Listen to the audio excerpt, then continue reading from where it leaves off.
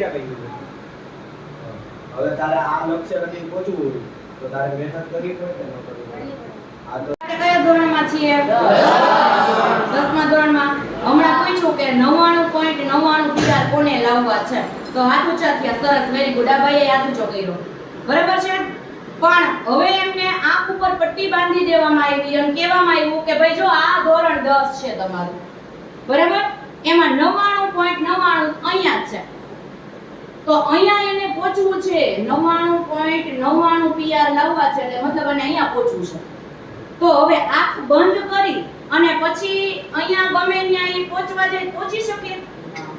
હવે આપણે છે ને લક્ષ્ય નક્કી કરી લીધું કે મારે લાવવા છે 99.99 PR. લક્ષ્ય નક્કી આપણું કે 10મા ના બોર્ડમાં 99.99 PR લાવવા છે. પણ હવે ઈ અહીંયા ક્યાં છે? તો કે અહીંયા વચ્ચોવચ. મતલબ કે આપણે 99.99 લાવવા નક્કી થઈ ગયું, પણ મહેનત કેવી કરવાની ઈ આપણે કઈ નક્કી છે?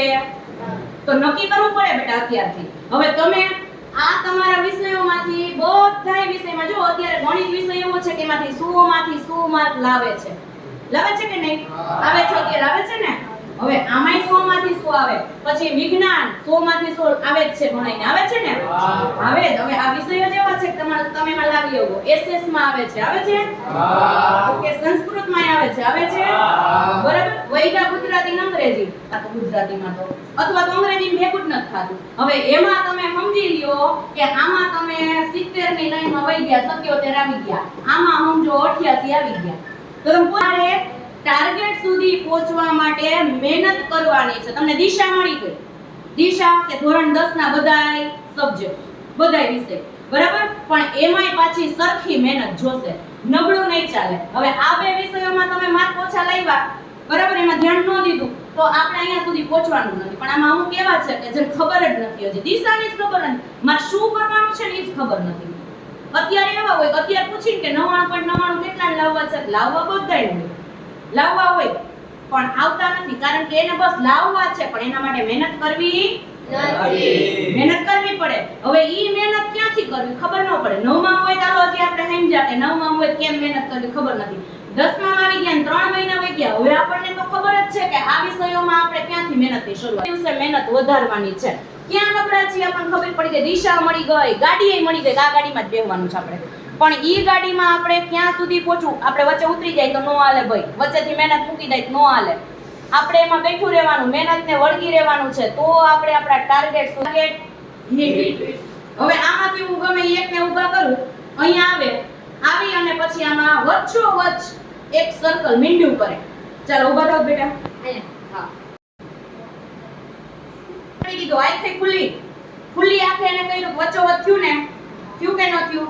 ભોલાભાઈએ જો અહીંયા કર્યું હતું ને, મતલબ એને દિશા નક્કી નહોતી. કારણ કે આંખે હું બાંધી હતી એટલે આંખ બંધ હતી. તો મતલબ હવે તો તમારી દિશા નક્કી છે, તમારે મહેનત કરવાની. સરસ, બેસો બેટા.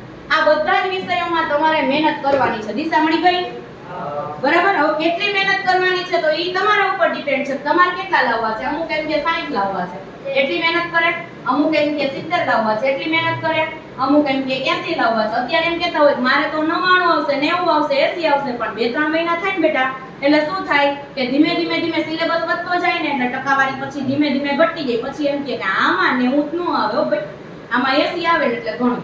પણ 80 માંથી વળી પાછા 2 મહિના જાય ને એટલે દિવાળી પછી એવી પરિસ્થિતિ ઊભી થાય, ઈ એમ કે ભાઈ 70 આવે ને એટલે ઘણું. પણ પછી 70 સુધી પહોંચવા માટે મહેનત કરવી પડે. મહેનત એને નથી કરવી. માત્ર અહીંયા શિક્ષકો ભણાવે ને એટલું ધ્યાન દે છે. તો હવે શિક્ષકો ભણાવે, ડોક્ટર જેવા હોય, શિક્ષકો ડોક્ટર જેવા હોય. ડોક્ટર આપણને દવા આપે કે નહીં? પણ પછી આપણે એમ કે દવા નથી ભાવતી, ઘરે જઈને મૂકી દે, સારું થાય? અહીંયા શિક્ષકો તમને સમજાવે, પછી ઘરે જઈને તમારે લખવું પડે, પ્રેક્ટિસ કરવી પડે, વાંચવું પડે કે નહીં? હવે ઈ આપણે કરતા નથી. તો ઈ કર્યા વગર તમે કઈ પાસ થવાના? આગળ ટકાવવાના વધારે ન થવાના. જો જીવનમાં દિશા નક્કી ન હોય ને બેટા, ઈ વ્યક્તિઓ તો પાછળ રહે જ છે. એને ખબર ન હોય, દિશા જ નક્કી ન હોય. તમારો ભિખારીનો છોકરો હેલો જતો હોય, બરાબર, એને બોલાવીને એમ કે તાર ભણો, હા તાર હું બનવું, તો વિચાર કરે, ખબર નહીં. તમને પૂછે શું બનવું, તો હવે નક્કી હશે છે કે નહીં? અને એમાં 10માં પૂછે બોર્ડમાં કેટલા લાવવા, એટલે બોર્ડમાં એટલે આ બોર્ડ નહીં પણ પરીક્ષાનું બોર્ડ. ખબર જ છે કે મારે આટલા ટકા લાવવા છે, પણ ત્યાં પહોંચવા સુધીની મહેનત કરવી પડશે, તો તમે આ ટાર્ગેટ હિટ કરી શકશો. નહીતર લક્ષ્ય ખબર છે, બોર્ડની પરીક્ષા ટકા ખબર છે, મારા બાપાના આટલા જોઈએ, બરાબર ને? મહેનત મારા પપ્પાની મહેનત છે, તો મારા પપ્પાએ કીધું છે કે મને 60% લાવવાના છે, એથી ઓછા નહીં હાલે, તો આપણે 60 લાવવાના, પણ મહેનત નહીં કરી તો આપણે તો કોઈને 99 નહોતા હોય, પણ મહેનત કરવી પડે ને 99 સુધી પહોંચવા માટે, તો એ મહેનત તમારે કરવાના છે, બરાબર? દવા દઈ દીધી ડોક્ટરની જેમ, શિક્ષકોએ દવા દઈ દીધી તમને, પણ હવે મહેનત તમારે કરવાની છે. તો ચાલો આપણે અત્યારે પ્રતિજ્ઞા કરવાની છે. પ્રતિજ્ઞા એટલે મહેનતનું ફળ આપીશ,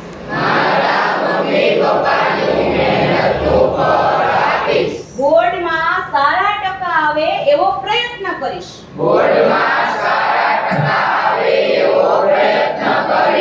અને મારા મમ્મી પપ્પાની સાથે મારું નામ રોશન કરીશ.